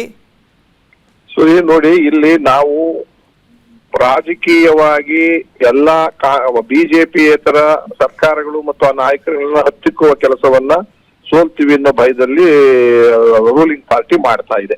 ನಿಮಗೂ ಗೊತ್ತಿರಬಹುದು ಅಥವಾ ನಾವಂತೂ ಹೇಳ್ತೀವಿ ಅದನ್ನ. ಅದ್ರ ಜೊತೆಯಲ್ಲಿ ನಮಗೆ ಜೈಲಿಗೆ ಹೋಗೋದಕ್ಕೆ ಭಯ ಇಲ್ಲ, ಕೇಜ್ರಿವಾಲ್ಗಾಗ್ಲಿ ಅವರ ಅನುಯಾಯಿಗಳಾದ ನಮಗಾಗ್ಲಿ. ಆದ್ರೆ ನ್ಯಾಯಯುತವಾಗಿಲ್ಲ, ನಿಮ್ಮ ಸಮನ್ಸ್ಗಳಿಗೆ ರೀಸನ್ಸ್ ಇಲ್ಲ, ರೀಸನ್ಸ್ ಕೊಡಿ ಅಂತ ಕೇಳಿದಾಗ ರೀಸನ್ಸ್ ಕೊಡದೆ 9 ಸಮನ್ 8 ಕೊಟ್ಟಿದ್ದಾರೆ. ಆಮೇಲೆ ಅದಕ್ಕೆ ಎಲ್ಲೋ ಸ್ವಲ್ಪ ಸುಪ್ರೀಂ ಕೋರ್ಟ್ ಅಥವಾ ಕೋರ್ಟ್ ನಲ್ಲಿ ತಡೆ ಸಿಗಬಹುದು ಅಂತ ಇನ್ನೂ ಒಂದು ಕೇಸ್ ಹಾಕಿದ್ದಾರೆ. ಜಲಮಂಡಳಿದ ಯಾವ್ದ್ರದ್ದು ಒಂದ್ರದ್ದು ಬೇರೆ ಇನ್ನೊಂದು. ಹಾಗಾಗಿ ಒಂದು ಭಯ ನಮ್ಗಿರೋದೇನಂದ್ರೆ ಚುನಾವಣೆ ಟೈಮ್ ನಲ್ಲಿ ಹೋದ್ರೆ ಪ್ರಚಾರ ಮಾಡಕ್ಕಾಗಲ್ವಲ್ಲ ಅನ್ನೋ ಕಾರಣಕ್ಕೆ ಅದಕ್ಕೆ ಅವ್ರು ಏನ್ ಹೇಳ್ತಿದ್ದಾರೆ, ನನ್ನನ್ನ ಬಂಧಿಸ್ಲಿ, ಈ ಚುನಾವಣೆ ಆದ್ಮೇಲೆ ಬಂಧಿಸ್ಬಿಟ್ಟು ಏನ್ ಬೇಕಾದ್ರೆ ಎನ್ಕ್ವೈರಿ ಮಾಡ್ಲಿ ಅಂತಾನೆ ಹೇಳ್ತಿದ್ದಾರೆ. ಆತರ ಯಾರು ಹೇಳ್ತಾರೆ?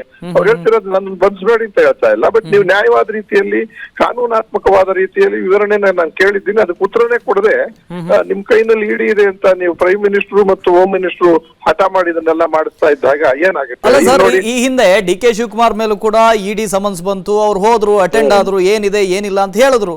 ಇಲ್ಲಿ 9 ಸಮನ್ಸ್ಗೂ ಆನ್ಸರ್ ಮಾಡ್ಲಿಲ್ಲ ಅಂದ್ರೆ ಇನ್ನೇನ್ ಮಾಡ್ತಾರೆ? ಹೋಗಿ ಬರ್ಬೋದಿತ್ತಲ್ಲ, ಏನು ತಪ್ಪಿಲ್ಲ ಆದ್ರೆ ಹೇಳ್ಬೋದಿತ್ತು.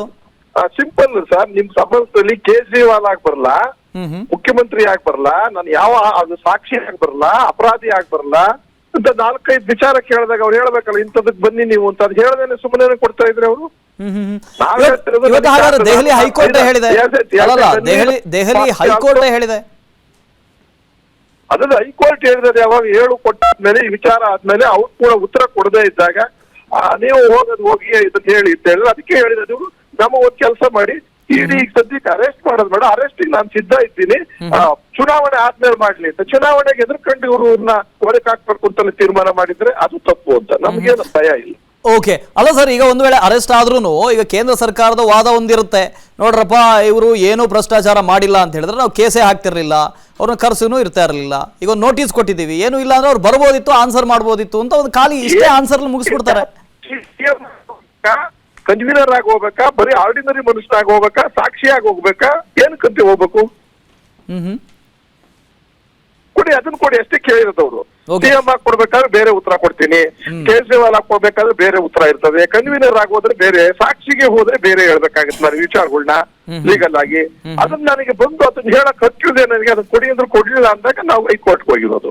ಓಕೆ ಸರ್, ಈಗ ಕೇಂದ್ರದ ತನಿಖಾ ಸಂಸ್ಥೆಗಳು ದುರುಪಯೋಗ ಮಾಡ್ಕೊಳ್ತಾ ಇದ್ದಾವನ್ನೇ ಕೇಂದ್ರ ಸರ್ಕಾರನೇ ದುರುಪಯೋಗ ಪಡಿಸ್ಕೊಳ್ತಾ ಇದ್ದಾವೆ ಅಂತ ಬಹಳ ಹಿಂದಿನಿಂದಲೂ ಅದೊಂದು ಆರೋಪ. ಈಗ ಮುಂದಿನ ನಡೆ ಏನು ಸರ್? ಆಮ್ ಆದ್ಮಿ ಪಕ್ಷದಿಂದ ಏನಾದ್ರು ಹೋರಾಟ? ಖಂಡಿತ. ಈಗ ಕೇಜ್ರಿವಾಲ್ ಅವರದ್ದು ವಿಚಾರನ ನಾವು ಏನು ಅಂದ್ರೆ ವ್ಯಕ್ತಿಯನ್ನ ಅರೆಸ್ಟ್ ಮಾಡೋದಕ್ಕೂ ನಾವು ಎದುರುಕೊಳ್ಳಲ್ಲ, ಅವರು ಎದುರೋದಿಲ್ಲ. ನಾವು ಸಾವಿರಾರು ಜನ ಜೈಲಿಗೆ ಹೋಗೋದಕ್ಕೂ ಸಿದ್ಧ ಆಗ್ತೀವಿ, ನ್ಯಾಯಕ್ಕೋಸ್ಕರ ಹೋರಾಟ ಮಾಡಕ್ಕೆ. ನ್ಯಾಯ ಅಂದ್ರೆ ನಮ್ದೇನು ಅಂದ್ರೆ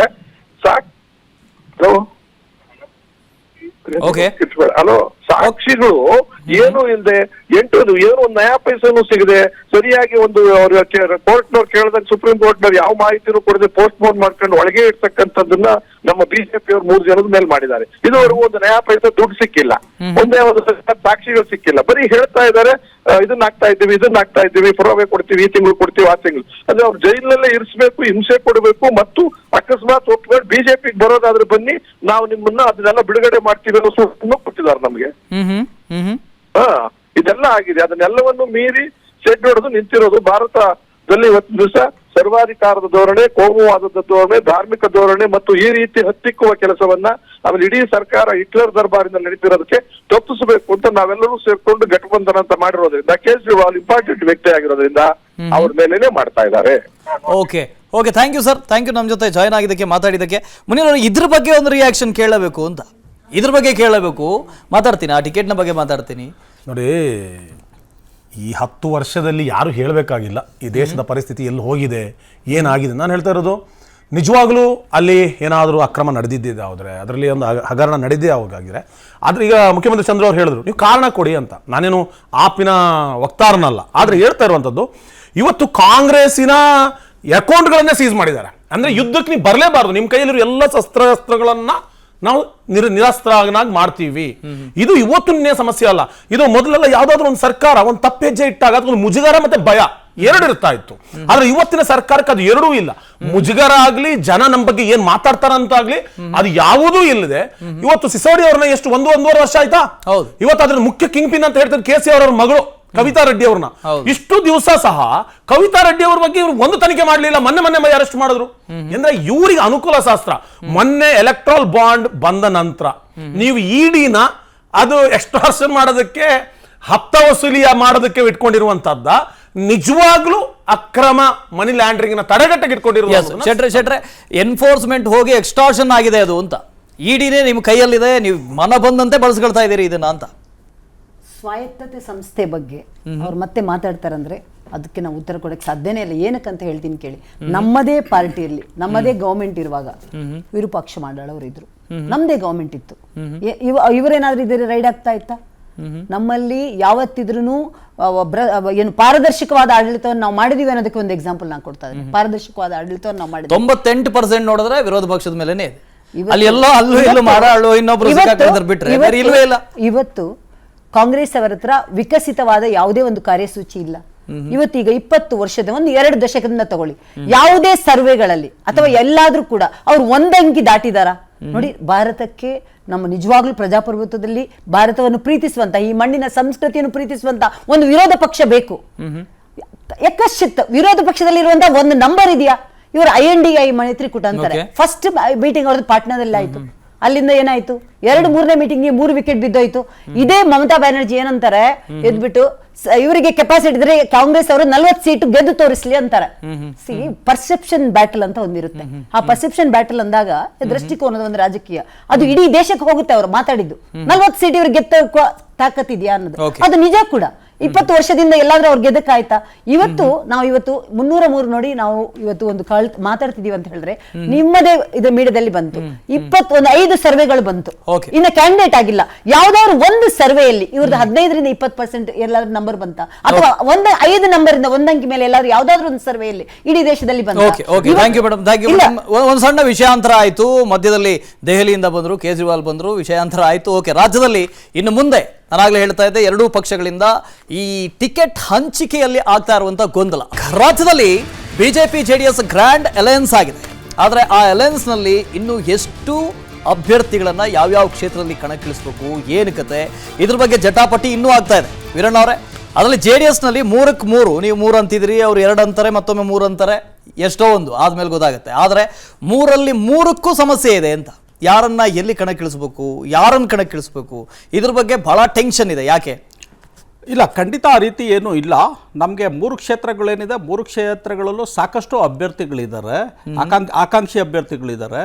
ಹಾಸನಲ್ಲಿ ಹಾಲಿ ಸಂಸದರಾದ ಪ್ರಜ್ವಲ್ ರೇವಣ್ಣವರು ಕಂಟೆಸ್ಟ್ ಮಾಡ್ತಾ ಇದ್ದಾರೆ. ಮಂಡ್ಯದಲ್ಲಿ ಮಾಜಿ ಸಂಸದರಾದ ಪುಟ್ಟರಾಜ್ ಅವರು ಇದ್ದಾರೆ, DC ತಮ್ಮಣ್ಣವ್ರು ಇದ್ದಾರೆ, ನಾಗಮಂಗಲದ ಸುರೇಶ್ ಗೌಡ್ರು ಇದ್ದಾರೆ. ಬಹುತೇಕ ಪುಟ್ಟರಾಜ್ ಅವ್ರಿಗೆ ಅಲ್ಲಿ ಆಗೋ ಇದಿದೆ. ನಂತರ ಕೋಲಾರಕ್ಕೆ ಬಂದರೆ ಕೋಲಾರದಲ್ಲಿ ಮಲ್ಲೇಶ್ ಬಾಬು ಡಿಫಿಟೆಡ್ MLA ಬಂಗಾರಪೇಟೆ ಕ್ಷೇತ್ರದಿಂದ ಅವರಿದ್ದಾರೆ. ನಂತರ ಸಮೃದ್ಧಿ ಮಂಜುನಾಥ್ ಅವರು ಕೂಡ ಇದ್ದಾರೆ ಆಕಾಂಕ್ಷಿಯಾಗಿ. ನಿಸರ್ಗ ನಾರಾಯಣ ಸ್ವಾಮಿ ಅವರು ಕೂಡ ಇದ್ದಾರೆ. ಹೀಗಾಗಿ ಎಲ್ಲಿಯೂ ಕೂಡ ನಮಗೆ ಅಭ್ಯರ್ಥಿಗಳ ಕೊರತೆ ಏನಿಲ್ಲ. ಇದು ಖಾಲಿ JDSನ ಅಭ್ಯರ್ಥಿಗಳ ಅಥವಾ ಮೈತ್ರಿ ಅಭ್ಯರ್ಥಿ ಅಂತ? ಮೈತ್ರಿ ಅಭ್ಯರ್ಥಿಗಳೇ. ಈಗ ನಾವು NDA ಭಾಗ ಆಗಿರೋದ್ರಿಂದ ನಮಗೆ ಆ 3 ಕ್ಷೇತ್ರಗಳು NDA ಇದ್ರಲ್ಲೇ ನಮಗೆ ಬರ್ತಾರೆ. ಹಾಸನದಲ್ಲಿ ಪ್ರಜ್ವಲ್ ರೇವಣ್ಣ ಅವರಿಗೆ ಟಿಕೆಟ್ ಕೊಟ್ರಿ, ಪ್ರೀತಮ್ ಕೆಲಸ ಮಾಡ್ತಾರಾ? ಅಲ್ಲ, ಮೈತ್ರಿ ಧರ್ಮ ಪಾಲನೆ ಆಗ್ಬೇಕು ಅಂದ್ರೆ ಖಂಡಿತ ಅವ್ರು ಮಾಡ್ಬೇಕಾಗತ್ತೆ. ಅವ್ರು ಇವತ್ತಿನಿಂದ ಕೂತಿದ್ದಾರೆ. ಇಲ್ಲ ಬೇರೆ ಯಾರನ್ನಾದ್ರೂ ಮಾಡಿ ಪ್ರಜ್ವಲ್ ನಿಲ್ಲಿಸಿದ್ರೆ ಸೋಲ್ತಾರೆ, ಅದರ ಅರ್ಥ ಏನು ನಾವು ಕೆಲಸ ಮಾಡೋದಿಲ್ಲ ಅಂತ ಅರ್ಥ? ಇಲ್ಲ, ಖಂಡಿತ ಅದನ್ನೆಲ್ಲ ವರಿಷ್ಠರಿದ್ದಾರೆ, ಹಿರಿಯ ನಾಯಕರುಗಳಿದ್ದಾರೆ, ಅವರು ಅದನ್ನೆಲ್ಲ ನಿಭಾಯಿಸ್ತಾರೆ. ಖಂಡಿತವಾಗ್ಲೂ ಮೈತ್ರಿ ಧರ್ಮ ಪಾಲನೆ ಆಗುತ್ತೆ. ನೋಡಿ, ಕಳೆದ ಬಾರಿ ನಾವು ಕಾಂಗ್ರೆಸ್ಸರ ಒಟ್ಟಿಗೆ ಮೈತ್ರಿ ಮಾಡ್ಕೊಂಡಿದ್ವಿ. ಏನಾಯಿತು, ಕೆಳ ಹಂತದ ಕಾರ್ಯಕರ್ತರು ಒಗ್ಗೂಡ್ಲಿಲ್ಲ. ಕಾಂಗ್ರೆಸ್ಸು ಕೂಡ ಒಂದಕ್ಕೆ ಸೀಮಿತ ಆಯಿತು, ನಾವು ಕೂಡ ಒಂದಕ್ಕೆ ಸೀಮಿತ ಆದ್ವಿ. ಇದೆಲ್ಲ ಇದೆ. ಈಗ ಆ ರೀತಿ ತೊಂದರೆ ಇಲ್ಲ, ಕಾರ್ಯಕರ್ತರೆಲ್ಲ ಒಗ್ಗೂಡಿದ್ದಾರೆ. ಹಲವು ಕಡೆ ಹಲವು ಕಡೆ ಈಗಾಗಲೇ ನಾವು ಜಂಟಿ ಸಮಾವೇಶಗಳು ಮಾಡ್ತಾ ಇದ್ದೀವಿ. ಬಿಜೆಪಿ ಜೆಡಿಎಸ್ ಜಂಟಿ ಕಾರ್ಯಕರ್ತರ ಸಮಾವೇಶಗಳು, ಪ್ರಚಾರಗಳು ನಡೀತಾ ಇದೆ, ಆಗ್ತಾ ಇದೆ. ಖಂಡಿತ ಈ ಸಲ ಕಾರ್ಯಕರ್ತರು ಒಗ್ಗೂಡಿದ್ದಾರೆ, ಮುಖಂಡರು ಇರ್ಬೋದು, ಎಲ್ಲರೂ ಕೂಡ ಒಗ್ಗೂಡಿರೋದ್ರಿಂದ ಖಂಡಿತವಾಗ್ಲೂ ಈ ಬಾರಿ ನಾವು ನಮ್ಮ 28 ಕ್ಷೇತ್ರಗಳೇನಿದೆ ಕರ್ನಾಟಕದಲ್ಲಿ, NDA ಇಂದ 28ಕ್ಕೆ 28 ಕೂಡ ಗೆಲ್ತೀವಿ. ಕಾಂಗ್ರೆಸ್ ಏನಿಗೆ ಬೆಂಗಳೂರು ಗ್ರಾಮಾಂತರದಲ್ಲಿ 1 ಸ್ಥಾನ ಇದೆ, ಅಲ್ಲಿ ಡಾಕ್ಟರ್ CN ಮಂಜುನಾಥ್ ಅವರು NDA ಅಭ್ಯರ್ಥಿ ಆಗಿರೋದ್ರಿಂದ ಖಂಡಿತವಾಗ್ಲೂ ಈ ಬಾರಿ ಅಲ್ಲಿ ಜನ ಬೆಂಬಲ, ಮತದಾರರ ಬೆಂಬಲ CN ಮಂಜುನಾಥರ ಪರವಾಗಿ ಇರೋದ್ರಿಂದ ಖಂಡಿತವಾಗ್ಲೂ ಆ ಸ್ಥಾನನೂ ಕೂಡ ನಾವು NDA ಗೆಲ್ಲೋದ್ರಿಂದ ಕರ್ನಾಟಕದಲ್ಲಿ 28ಕ್ಕೆ 28 ಕ್ಷೇತ್ರಗಳು ಕೂಡ ಈ ಬಾರಿ NDA ಪಾಲಾಗೋದಂತೂ ನಿಶ್ಚಿತ. ಗಾಂಧಿ ಶೆಟ್ರೆ, ಆಗ್ಲೇ ಹೇಳ್ತಾ ಇದ್ವಿ ನೋಡಿ, ಹಾಸನ ಅಂತ ಹೇಳುದು ಮೈತ್ರಿ ಮಾಡ್ಕೊಂಡಿದ್ವಿ. ಮೈತ್ರಿ ಹಾಸನದ ಬಗ್ಗೆನೇ ನಾ ಮಾತಾಡ್ತೀನಿ, ನೀವು ಹಾಸನದ ಬಗ್ಗೆ. ಹಾಸನದಲ್ಲಿ ಲಾಸ್ಟ್ ಟೈಮ್ ಕಳೆದ ಬಾರಿ ಪ್ರಜ್ವಲ್ ರೇವಣ್ಣ ಅವರು 6,76,600 ಮತ ತಗೊಂಡಿದ್ದಾರೆ. ಹೌದು, ಪ್ರಜ್ವಲ್ ರೇವಣ್ಣ ಅವರು. ಅದೇ ತರ ಮಂಜು ಅವಾಗ ಬಿಜೆಪಿಯಲ್ಲಿ ಇದ್ರು, ಅವರು 5,35,000 ಓಟ್ ತಗೊಂಡಿದ್ದಾರೆ. ಅರ್ಥ ಮಾಡ್ಕೊಳ್ಳಿ, ಈಗ ಬಿಜೆಪಿ ಮತ್ತೆ ಜೆಡಿಎಸ್ ಮೈತ್ರಿ ಧರ್ಮ ಪಾಲನೆಯಲ್ಲಿ ಮೈತ್ರಿ ಅಭ್ಯರ್ಥಿ ಹಾಕಿದಾಗ ಕಾಂಗ್ರೆಸ್ಗೆ ಅಲ್ಲಿ ಡೆಪಾಸಿಟ್ ಬರುತ್ತಾ? ನೀವ್ ಹೇಳ್ತಿದ್ರಿ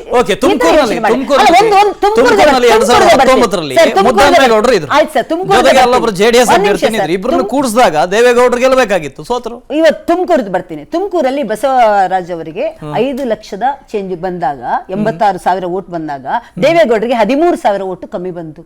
ಕೇವಲ 13,000 ಓಟು, ಕೇವಲ 13,000 ಓಟು. ಆವಾಗ ದೇವೇಗೌಡರ ಜೊತೆ ಯಾರಿದ್ರು? ಕಾಂಗ್ರೆಸ್ ಇತ್ತು. ಇವತ್ತು ನಮ್ಮ ಬಿಜೆಪಿ ಅಲ್ಲೂ ಗೆದ್ದಿರೋ ಜಾಗ ಪ್ಲಸ್ ದೇವೇಗೌಡರ ಜೊತೆ, ದೇವೇಗೌಡರ ಭದ್ರಕೋಟೆ ಇದ್ದದ್ದು ಅದು 13,000 ಓಟಲ್ಲಿ ನಾವು ಅವಾಗ ಕಾಂಗ್ರೆಸ್ಗೆ ಅದು ಬಿಜೆಪಿ ಗೆದ್ದಿರುವಂತ ಜಾಗ, ಅದು 13,000 ಓಟಲ್ಲಿ ಅವ್ರು ಸೋತಿರೋದು. ಇವತ್ತು ಬಿಜೆಪಿ ಮತ್ತು ಜೆಡಿಎಸ್ ಒಂದಾದಾಗ ಅಲ್ಲಿ ಕಾಂಗ್ರೆಸ್, ನಾವು ಇಲ್ಲಿ ಹೇಳ್ಬೋದು ಮೇಡಮ್, ಯಾವ್ದೋ ಸ್ಕ್ರೀನ್ ಹಾಕೊಂಡು ಇಲ್ಲಿ ಬಿಜೆಪಿ ಜೆಡಿಎಸ್ ಒಂದಾಯ್ತು ಅಂತ ನಾವ್ ಹೇಳ್ಬೋದು. ಅಲ್ಲಿ ಕಾರ್ಯಕರ್ತರು ಒಂದು ಹೇಳ್ತೀನಿ ನಿಮ್ಗೆ, ಇನ್ನೂ ಒಂದು ಕೇಳ್ತೀನಿ. ಇವತ್ತು ನಾನು ಅವಾಗಲೇ ಮಾತಾಡ್ತಿದ್ದೆ 20 ವರ್ಷದಿಂದ ಒಂದಂಕಿ ಅವ್ರಿಗೆ ಬಂದಿಲ್ಲ ಅಂತ. ಒಂದಂಕಿಗಿಂತ ಕೆಳಗೆ ಅಂದ್ರೆ ಝೀರೋ ಒಂದಂಕಿ ಬಂದಿರೋದು ಯಾವುದು? ಬೆಂಗಳೂರು ಗ್ರಾಮಾಂತರ. ಬೆಂಗಳೂರು ಗ್ರಾಮಾಂತರದಲ್ಲಿ ಕಳೆದ ಬಾರಿ ನಮ್ಮ XMLC ಅಶ್ವಥ್ ನಾರಾಯಣ ಅವರು 6,71,000 ಪ್ಲಸ್ ಓಟು ತಗೊಂಡಿದ್ದಾರೆ. ಕೇವಲ ಓನ್ಲಿ ಅವರಿಗೆ ಸಮಯ ಇರಲಿಲ್ಲ, ಕೊನೆ ಮೂಮೆಂಟ್ ಅಲ್ಲಿ ಅವರು ಟಿಕೆಟ್ ಘೋಷಣೆ ಮಾಡಿದ್ದು ನಿಮಗೂ ಗೊತ್ತಿದೆ.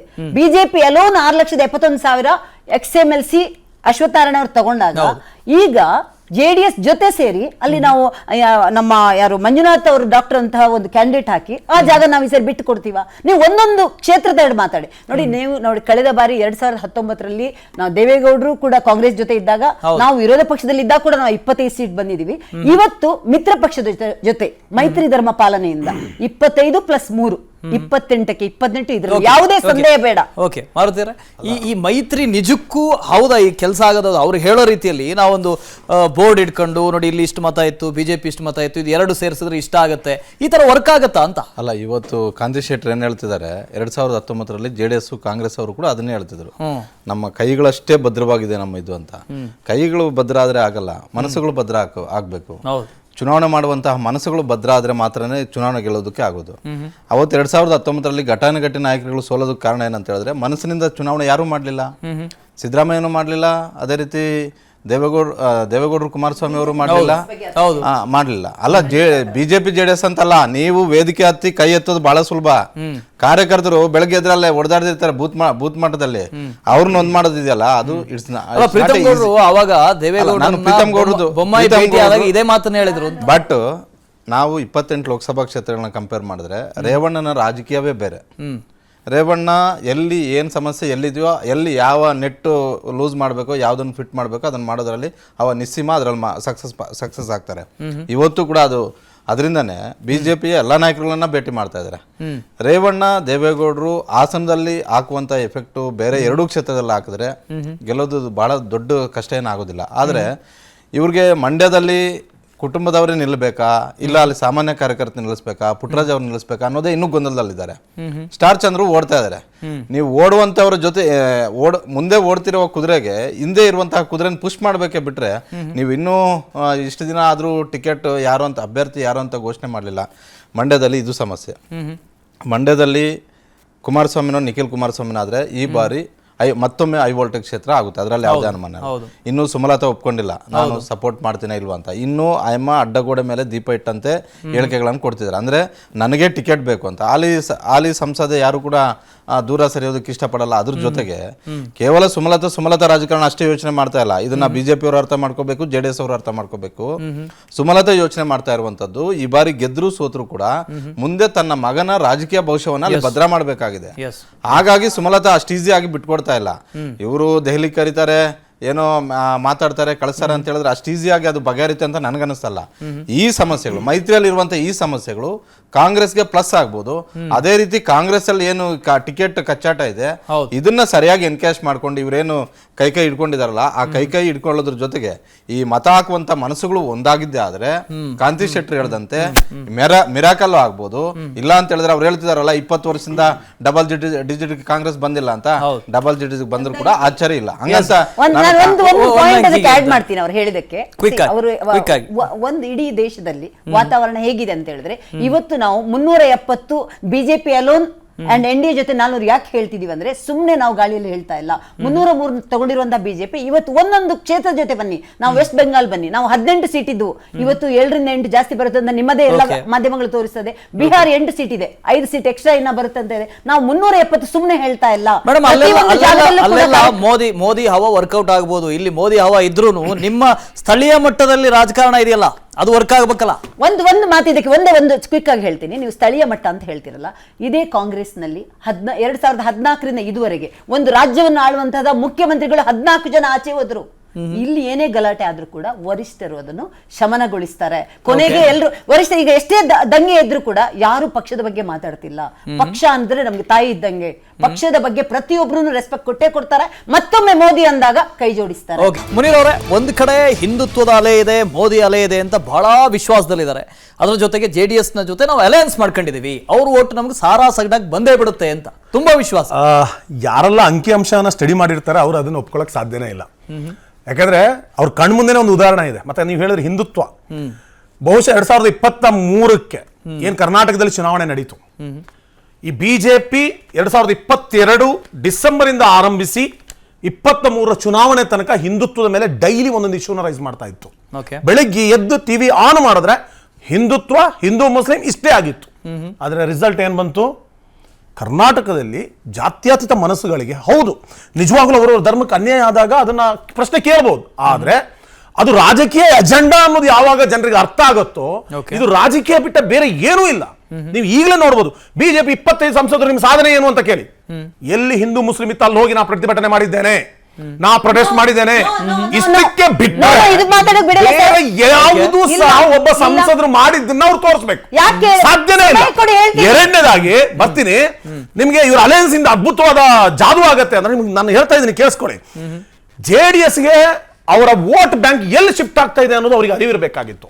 JDS ನ ವೋಟ್ ಬ್ಯಾಂಕ್ ಶಿಫ್ಟ್ ಆಗ್ತಾ ಇರೋದೇ ಬಿಜೆಪಿಗೆ. ಕುಮಾರಸ್ವಾಮಿ ಅವರಿಗೆ ನಿಜವಾಗ್ಲೂ JDS ನ ಉಳಿಸ್ಕೋಬೇಕು ಅಂತ ಇದ್ದಿದ್ರೆ ಬಿಜೆಪಿಗೆ ಹೋಗಿದಂತಹ ವೋಟ್ ಬ್ಯಾಂಕ್ ಅನ್ನು ವಾಪಸ್ JDS ತರಬೇಕು ಅನ್ನೋದ್ರ ಬಗ್ಗೆ ಏನಾದ್ರೂ ಯೋಚನೆ ಮಾಡಬೇಕಿತ್ತು ವಿನಃ ತನ್ನನ್ನು ತಾನು ವಿಲೀನಗೊಳಿಸುವಂತ ಪ್ರಕ್ರಿಯೆ ಕೈ ಹಾಕಬಾರದಾಗಿತ್ತು. 2019ರಲ್ಲಿ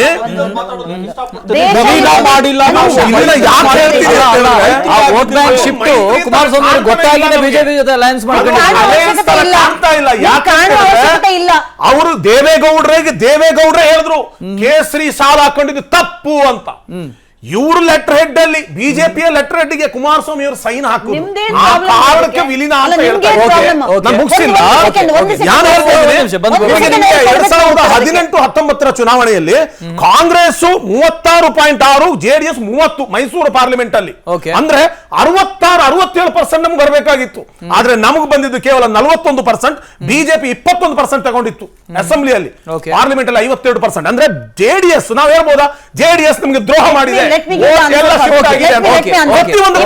ಚಾಮರಾಜನಗರ ತಗೊಳ್ಳಿ, ನೀವು ತುಮಕೂರು ಹೇಳ್ತಾರಲ್ಲ ಅವ್ರನ್ನ ದ್ರೋಹ ಮಾಡಿ ಅಲ್ಲ. ಓಕೆ ತುಮಕೂರು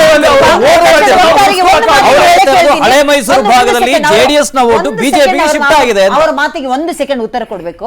ಅವ್ರು ಇವಾಗಲೇ ಹೇಳಿದ್ರು, ಹಾಗಾದ್ರೆ ದೇಶ ವಿರೋಧಿ ಘೋಷಣೆ ಸುಳ್ಳ ಅಥವಾ ಇಲ್ಲಿ ಕುಕ್ಕರ್ ಬ್ಲಾಸ್ಟ್ ಆಗಿರೋದು ಸುಳ್ಳ, ರಾಮೇಶ್ವರಲ್ಲಿ ಬ್ಲಾಸ್ಟ್ ಆಗಿರೋದು ಸುಳ್ಳ, ಏನಂತ ಮಾತಾಡ್ತೀರಾ? ಬಿಜೆಪಿ ಅವರ ಬಗ್ಗೆ ಸುಮ್ನೆ ಮಾತಾಡಿದ್ರೆ ಸಾಕ? ಬಿಜೆಪಿ ಇದ್ದಾಗ ಎಷ್ಟು ಬ್ಲಾಸ್ಟ್ ಆಗಿದೆ ಗೊತ್ತಿದೆಯಾ? ಬಿಜೆಪಿ ಇದ್ದಾಗ ಎಷ್ಟು ಬ್ಲಾಸ್ಟ್ ಆಗಿದೆ ಗೊತ್ತಿದೆಯಾ? ಬ್ಯಾಂಗ್ಳೂರಲ್ಲಿ ಸರಣಿ ಬ್ಲಾಸ್ಟ್ ಯಾರಿಂದ ಆಗಿದೆ ಗೊತ್ತಿದೆಯಾ? ಕುಕ್ಕರ್ ಬ್ಲಾಸ್ಟ್ ಮಾಡಿದವರನ್ನ ಬಿಡುಗಡೆ ಮಾಡಿದ್ ಯಾರು ಅಂತ ಗೊತ್ತಿದೆಯಾ?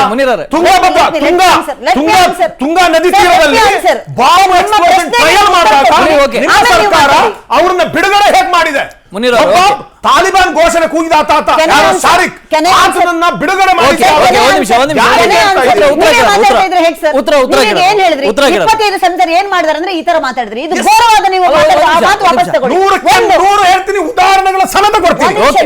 ಬಿಜೆಪಿ ಹೈಕಮಾಂಡ್ ಏನಾದ್ರು ಟಿಕೆಟ್ ಅನಂತ್ ಕುಮಾರ್ ಹೆಗಡೆ ಅವರಿಗೆ, ಕಟೀಲ್ ಅವರಿಗೆ, ಸಿಟಿ ರವಿ ಅವರಿಗೆ, ಶೋಭಾ ಕರಂದ್ಲಾಜೆ ಅಂತ ಹೇಳ್ತಾ ಇರುವಂತದ್ದು ಕೇವಲ ಹಿಂದೂ ಮುಸ್ಲಿಂ ಮಾಡಿದ್ದಕ್ಕೆ. ಸರ್ ಅವ್ರ ತಾಕತ್ತು ಹಿಂದೂ ಮುಸ್ಲಿಂ ಮಾಡಿದ್ದಕ್ಕೆ ಕಿತ್ತು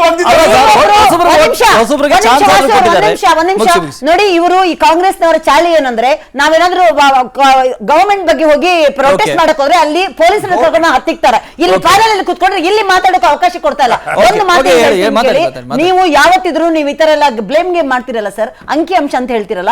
ಜನರಿಗೆ ಈ ತರ ದೇಶದ್ರೋಹದ ಘಟನೆ ನಡೆದಿದೆ, ದೇಶದ್ರೋಹದ ಘೋಷಣೆ ಆಗಿದೆ, ಇವತ್ತು ಕುಕ್ಕರ್ ಬ್ಲಾಸ್ಟ್ ಆಗಿದೆ, ರಾಮೇಶ್ವರ ಬ್ಲಾಸ್ಟ್ ಆಗಿದೆ. ಅಟ್ ಲೀಸ್ಟ್ ನಿಮ್ಮ ನಾಸಿರ್ ಅವರು ಏನಂತ ಹೇಳ್ಬೇಕಿತ್ತು, ಅವರನ್ನು ಬಂಧಿಸಿ ಅದನ್ನೇ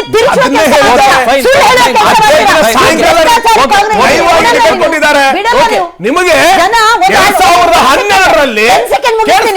10 ಸೆಕೆಂಡ್ ಮುಗಿಸ್ತೀನಿ ನೋಡಿ. ನೀವು ಈ ತರ ಮಾತಾಡ್ತಿದ್ದೀರಾ, ನೀವೊಬ್ರು ಆಡಳಿತ ಪಕ್ಷದ ವಕ್ತಾರ ಇದ್ದೀರಾ, ದಯವಿಟ್ಟು ಇದನ್ನ ಈ ತರ ನೀವು ಮಾತಾಡುವ ನಿಮ್ಗೆ ಮುಸ್ಲಿಂ ಅಂತ ಬಂದ್ಬಿಟ್ಟು ಕೂರ್ತಾರಲ್ಲ, ಅಭಿವೃದ್ಧಿ ಕುಡಿಯಕ್ಕೆ ನೀರಿಲ್ಲ ಪ್ರತಿಭಟನೆ ಮಾಡಕ್ಕೆ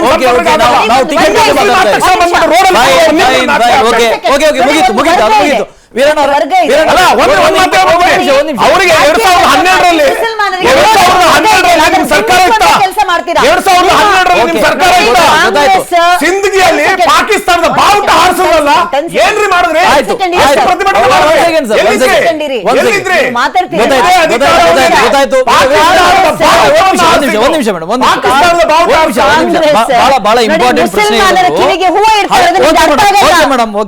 ಹಳೆ ಮೈಸೂರು ಭಾಗದಲ್ಲಿ ಬಿಜೆಪಿಯ ವೋಟ್ಗಳು, ಅದು ಜೆಡಿಎಸ್ ನ ವೋಟ್ಗಳಾಗಿದ್ವು ಈ ಹಿಂದೆ, ಅದು ಶಿಫ್ಟ್ ಆಗ್ತಿರೋದು ಕಾಂಗ್ರೆಸ್ಗಲ್ಲ ಬಿಜೆಪಿಗೆ ಅಂತ ಹೇಳೋದು.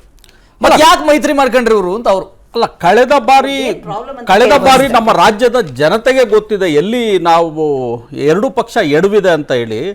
ತಾವು ಆಗ್ಲೇ ನಮ್ಮ ಮಾರುತಿ ಪಾವಗಡವರು ಕೂಡ ಹೇಳ್ತಾ ಇದ್ರು, ಬರೇ ಕೈ ಒಂದಾದ್ರೆ ಆಗೋದಿಲ್ಲ, ಮನಸ್ಸು ಒಂದಾಗ್ಬೇಕು ಅಂತ. ಕಳೆದ ಬಾರಿ ಆಗಿದ್ದೆ ಅದು, ಮನಸ್ಸು ಒಂದಾಗ್ಲಿಲ್ಲ. ಹಾಗಾಗಿ ಕಾರ್ಯಕರ್ತರುಗಳೇ ಸೇರ್ಲಿಲ್ಲ. ಎಷ್ಟೋ ಕ್ಷೇತ್ರಗಳಲ್ಲಿ ನಮ್ಮ JDS ಕಾರ್ಯಕರ್ತರನ್ನ ಕಾಂಗ್ರೆಸ್ನವರೇ ಹೈಜಾಕ್ ಮಾಡ್ಬಿಟ್ರು. ಈ ರೀತಿ ಆಯ್ತು. ಕುಮಾರಣ್ಣವರು ಹಲವು ಬಾರಿ ಹೇಳಿದ್ದಾರೆ, ಎತ್ತಿನ ಗಾಡಿ 2 ತಗೊಂಡು ಹೊಟ್ಬಿಟ್ರು ಅಂತ ಹೇಳಿ. ಈ ತರ ಎಲ್ಲ ಆಗಿದೆ. ಆಮೇಲೆ ಮೊನ್ನೆ ನೋಡಿ, ಮಂಡ್ಯದಲ್ಲಿ ಸನ್ಮಾನ್ಯ ಸಿದ್ದರಾಮಯ್ಯ ಅವರು ಈ 5 ಗ್ಯಾರಂಟಿಗಳ ಅನುಷ್ಠಾನ ಸಮಿತಿಯ ಸಮಾವೇಶದಲ್ಲಿ ಹೇಳ್ತಾರೆ, ಸುಮಲತನ ಗೆಲ್ಸಿದ್ ಯಾರು, ನಾವೇ ಕಾಂಗ್ರೆಸ್ನವರು ಅಂತ. ಅಂದ್ರೆ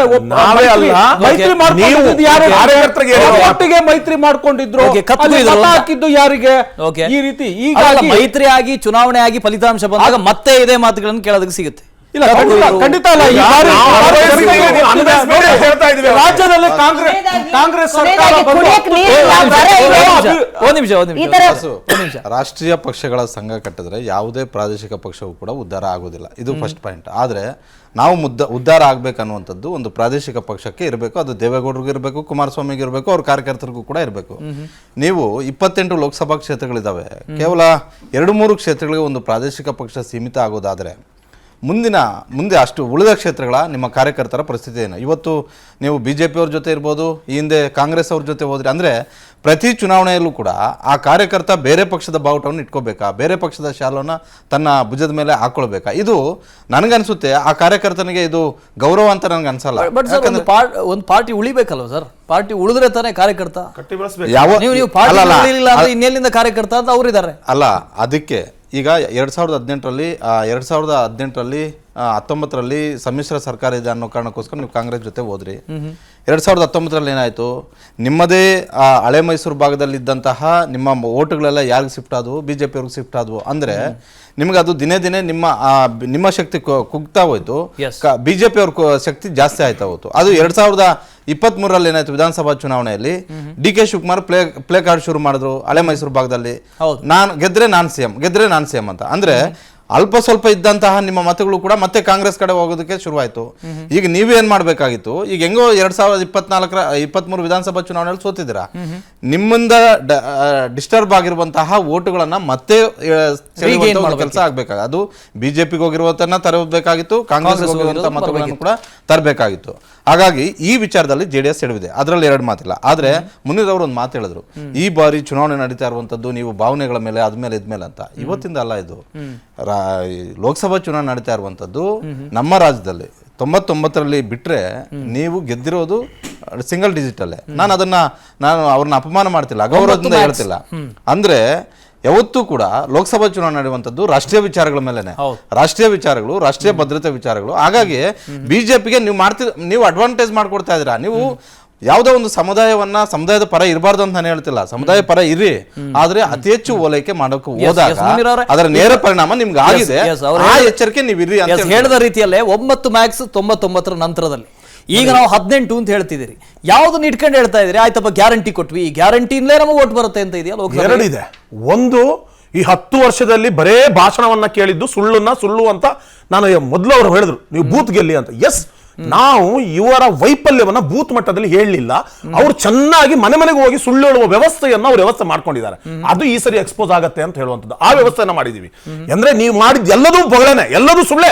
ನೀವು ರಾಷ್ಟ್ರೀಯ ಭದ್ರತೆ ವಿಷಯ ಡಿಬೇಟ್ ಮಾಡ್ತೀರಾ? ನಾನು ಮಾಡ್ತೀನಿ. ನೀವು ಈ ದೇಶಕ್ಕೆ ಕೊಟ್ಟಿರುವಂತ ಏನ್ ಕೊಡುಗೆಗಳು, ಯೋಜನೆಗಳು ಕೊಟ್ಟಿದ್ದೀರಿ ಅಂತ ಮಾಡ್ತೀರಾ? ನಾನು ಅದನ್ನ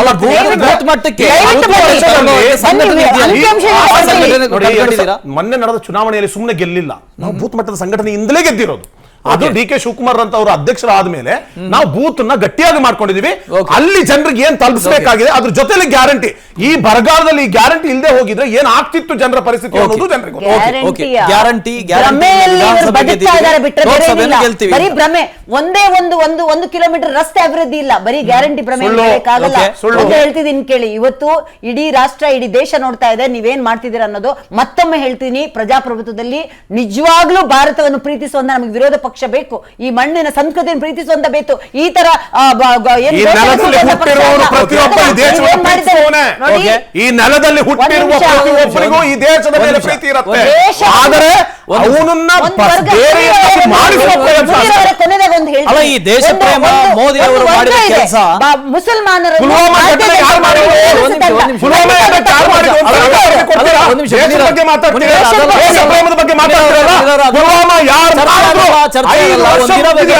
ಅದ್ರ ಬಗ್ಗೆ ಒಂದಿನ ಬೇಕಾದ್ರೆ ಅದ್ರ ಬಗ್ಗೆ ಚರ್ಚೆ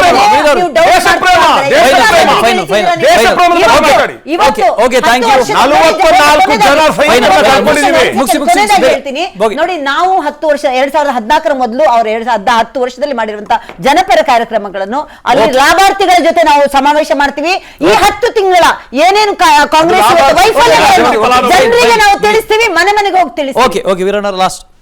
ಸರ್, ಈಗ ನೋಡಿ, ಹಲವಾರು ರಾಷ್ಟ್ರೀಯ ಮಾಧ್ಯಮಗಳ ಏನ್ ಸಮೀಕ್ಷೆ, ಚುನಾವಣಾ ಪೂರ್ವ ಸಮೀಕ್ಷೆ ಆಗಿದೆ, ಎಲ್ಲದರಲ್ಲೂ ಕೂಡ ಕಾಂಗ್ರೆಸ್ 3 ರಿಂದ 5 ಒಳಗಡೆ, ಅಂದ್ರೆ 3-4 ಇದೇ ಕೊಡ್ತಾ ಬಂದಿದ್ದಾರೆ. ಅದು ಸಮರ್ಥ ಅಭ್ಯರ್ಥಿಗಳಿದ್ರೆ, ಸಮರ್ಥ ಅಭ್ಯರ್ಥಿಗಳೇ ಇಲ್ಲ. ಇವತ್ತೆಲ್ಲ ಕುಟುಂಬ, ಇವು 11-12 ಜನ ಬರೇ ಕುಟುಂಬದವ್ರನ್ನೇ ಹಾಕಿದ್ದಾರೆ.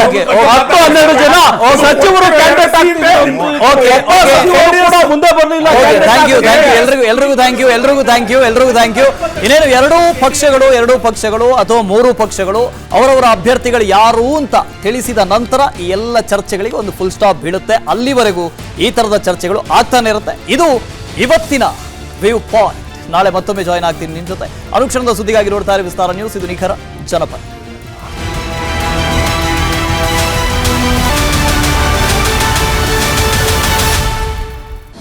ಅನುಕ್ಷಣದ ಸುದ್ದಿಗಳಿಗಾಗಿ ವಿಸ್ತಾರ ನ್ಯೂಸ್ ಯೂಟ್ಯೂಬ್ ಚಾನೆಲ್ ಸಬ್ಸ್ಕ್ರೈಬ್ ಮಾಡಿ.